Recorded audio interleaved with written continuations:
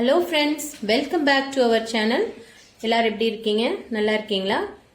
இன்னைக்கு நம்ம குக்கிங் சேனல்ல ஒரு சிம்பிளான குழந்தைங்களுக்கும் பெரியவங்களுக்கும் பிடிச்சமான ஒரு டிஷ் செய்ய போறோம். சைட் டிஷ் தான் செய்ய போறோம்.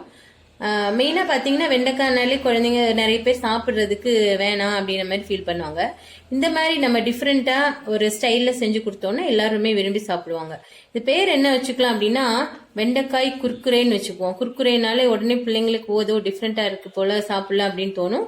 அப்படி செஞ்சு குழந்தைங்களை சாப்பிட வைப்போம். நல்ல சத்தான பொருளை கொடுத்து அவங்க ஹெல்த்தை நல்லா பார்த்துக்கலாம். ஸோ இதுக்கு தேவையான இன்கிரீடியன்ஸ் என்னன்னு சொல்றேன் பாருங்க.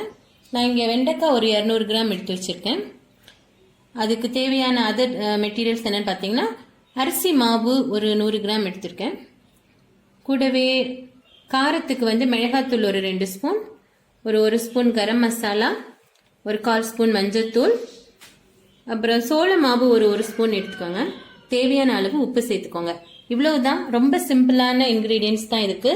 இது நல்ல டிஃப்ரெண்டா குர்குரே ஸ்டைல்ல செஞ்சு வறுவல் மாதிரி பண்ணி குழந்தைங்கள சாப்பிட வைப்போமா? வாங்க இந்த ப்ரிப்பரேஷன் எப்படி செய்யலான்னு பார்க்கலாம். இப்போ முதலாவது நம்ம எடுத்து வச்சிருக்கோம் இல்லையா வெண்டைக்காய், அது மாதிரி கழுவி எடுத்துக்கலாம். வெண்டைக்காவை ஃபர்ஸ்ட் நல்லா நீட்டாக கழுவி எடுத்துட்டு அதுக்கப்புறமா நல்லா அது காய வைக்கணும். அதுக்காக ஒரு ட்ரை கிளாத்ல நம்ம போட்டு தொடச்சி எடுத்துக்கலாம். ஸோ இதுதான் ஃபர்ஸ்ட் ப்ரொசீஜர். இப்போ நம்ம வெண்டைக்காயெல்லாம் நீட்டாக தண்ணியில் கழுவி வச்சிருக்கோம். கழுவி வச்சு நல்ல ட்ரையான ஒயிட் கிளாத் எடுத்துக்கோங்க.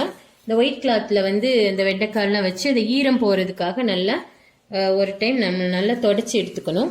அந்த ஈரம் இருந்துச்சுன்னா நல்லா ஃப்ரை ஆகாது. அதுக்காக நல்லா அந்த ஈரம் போக நல்லா தொடச்சி எடுத்துருங்க. இப்போ வெண்டைக்காய் ஃப்ரை பண்ணுறதுக்கு ரெடி ஆயிடுச்சு. இப்போ நம்ம வெண்டைக்காயெல்லாம் நல்லா நீட்டாக கழுவி வச்சுருக்கோம். கழுவி நல்லா தொடச்சி வச்சுருக்கோம். தண்ணி சுத்தமாக இல்லை. இப்போ நம்ம அந்த வெண்டைக்காய் நம்ம குர்குரே பண்ணுறதுக்காக கட் பண்ண போகிறோம். மேலே அந்த ஹெட் போர்ஷனை இப்படி கட் பண்ணி எடுத்துருங்க. அதே மாதிரி கீழே இருக்கிற அந்த டெயில் போர்ஷனையும் கட் பண்ணி இதை ஒதுக்கிட்டு இந்த வெண்டைக்காவை 2 பீஸாக கட் பண்ணிடுங்க. எதுக்காக அப்படின்னா நம்ம உள்ளே இருக்கிற விதைகள் எல்லாம் நீட்டாக எடுத்துட போகிறோம். எதுக்காக அப்படின்னா விதைகளை நம்ம எடுக்கல அப்படின்னா ஆயில் அது குக் ஆகும்போது இந்த விதையெல்லாம் சீக்கிரமாக கரிஞ்சு போயிடும். ஸோ அதை அவாய்ட் பண்ணுறதுக்காக நீங்கள் இப்படி கத்தி வச்சு எடுத்துக்கலாம். எடுத்து இந்த விதைகள் போர்ஷன் எல்லாம் கொஞ்சம் எடுத்துருங்க. இது நீங்கள் எடுத்துட்டீங்கன்னா ஓகே. இது கம்ப்ளீட்டாக எடுக்கணும்னு இல்லை, ஓரளவுக்கு இருந்தாலும் நோ ப்ராப்ளம்.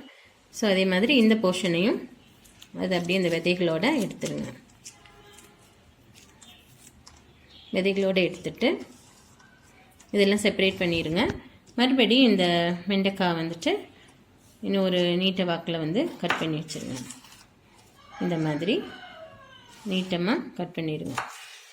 இப்போ இது பார்க்க இந்த குர்குரே ஸ்டைலில் இருக்கும். அதனால் இந்த பிள்ளைங்களுக்கு அது விரும்பி சாப்பிடுவாங்க. இந்த மாதிரி எல்லாத்தையும் கொடுத்துருக்குற எல்லா வெண்டைக்காயுமே அது மாதிரி டெய்ல் அண்ட் ஹெட் போர்ஷனை கட் பண்ணிவிட்டு விதைகளை நீங்கள் நல்லா நீட்டாக எடுத்துட்டு நீட்டமாக கட் பண்ணி வச்சுருங்க. இப்போது ஒரு அகலமான பாத்திரம் ஒன்று எடுத்துக்கோங்க. எடுத்துட்டு நம்ம இந்த வெண்டைக்காயில் சேர்க்க வேண்டிய இன்க்ரீடியன்ஸ் மசாலாலாம் சேர்த்துடலாம். இப்போ நான் சொன்ன மாதிரி அரிசி மாவு எடுத்துக்கிறேன். கூடவே மிளகாத்தூள், மஞ்சள்தூள், கரம் மசாலா தூள் போட்டுக்கிறேன். இப்போ சோள மாவு, தேவையான உப்பு அவ்வளோ சேர்த்துடலாம். சேர்த்துட்டு இந்த மிக்சரை நல்லா மிக்ஸ் பண்ணி விட்டுருங்க. மிக்ஸ் பண்ணி விட்டுட்டு ஓகே எல்லாம் நல்லா மிக்ஸ் ஆகிடட்டும். அதுக்கப்புறமா இங்கே ஆல்ரெடி நம்ம வெண்டைக்காவை நல்லா நீட்டாக விதையெல்லாம் எடுத்துட்டு பார்த்தீங்களா இந்த மாதிரி நீட்டமாக விதையெல்லாம் எடுத்து இப்படி நம்ம கட் பண்ணி வச்சுருக்கோம் இல்லையா, இதை இந்த மசாலா மிக்சர் இருக்கு இல்லையா அதில் சேர்த்துடலாம். மசாலா மிக்சரில் சேர்த்துட்டு இதை நல்லா அப்படி பரட்டி விட்டுருங்க. இந்த மசாலாலாம் நல்லா மிக்ஸ் ஆகிற மாதிரி நல்லா பரட்டி விட்டுருங்க. எல்லாத்துலேயும் ஈவனாக ஸ்ப்ரெட் ஆகட்டும். இப்போ ரொம்ப ட்ரையாக தான் இருக்கும். ஸோ அதனால் நம்ம லேசாக தண்ணி தெளித்து நம்ம கொஞ்சம் அந்த தண்ணி தெளித்தோம் அப்படின்னா மசாலா பூரா நல்லா மிக்ஸ் ஆகிடும். ஸோ அதுக்காக நல்லா மிக்ஸ் பண்ணி வச்சுருவோம். இப்போ நம்ம வெண்டைக்காயில் கொடுத்துருக்குற மசாலா தூளெல்லாம் போட்டு நல்லா மிக்ஸ் பண்ணி வச்சுருக்கோமா. இப்போ பார்த்தீங்கன்னா ரொம்ப ட்ரையாக இருந்த மாதிரி இருக்குது. எப்போவுமே இந்த மாதிரி ஃப்ரை பண்ணுறதுல நம்ம மசாலா ப்ராப்பராக மிக்ஸ் ஆகுறதுக்கு கொஞ்சம் தண்ணி சேர்த்துக்கலாம். அதேமாரி நம்ம வெண்டைக்காய் வறுவல், அது வெண்டைக்காய் குர்குரேக்கு லேசாக கொஞ்சம் தண்ணி ஊற்றிக்கலாம். எதுக்காகனா அந்த மசாலா ப்ராப்பராக மிக்ஸ் ஆகிறதுக்கு லேசாக தண்ணி ஊற்றி மிக்ஸ் பண்ணிட்டோம்னா இன்னும் நல்லா ஃபிக்ஸ் ஆகிக்கும். அந்த ஈரத்துக்கு மசாலா நல்லா பிடிச்சிக்கும் இந்த காயில். அதுக்காக லேசாக தண்ணி ஊற்றி நல்லா மிக்ஸ் பண்ணிட்டோம். இப்போ நம்ம மசாலாம் போட்டு மிக்ஸ் பண்ணி வச்சுருக்கோம் இல்லையா வெண்டைக்காய் அந்த பீசஸ். ஸோ அதெல்லாம் ஒரு 1/2 hour வந்து நல்லா அப்படியே ஊறிடுச்சு. இப்போ நம்ம வந்து ஃப்ரை பண்ணி எடுத்துடலாம். இப்போ ஒரு பேனில் வந்து ஆயில் சேர்த்துக்கோங்க. தேவையான அளவு ஆயில் சேர்த்துட்டு ஆயில் வந்து நல்லா பாயில் ஆகட்டும். இன்னொன்று ரொம்ப வந்து ஃப்ளேம் வைக்க வேணாம், ரொம்ப கம்மியாக வேணாம், மீடியமாக வச்சுக்கோங்க, இல்லைன்னா ரொம்ப கரிஞ்சிரும். ஸோ அதனால இப்போ நம்ம ஃப்ரை பண்ணி எடுத்துக்கலாம்.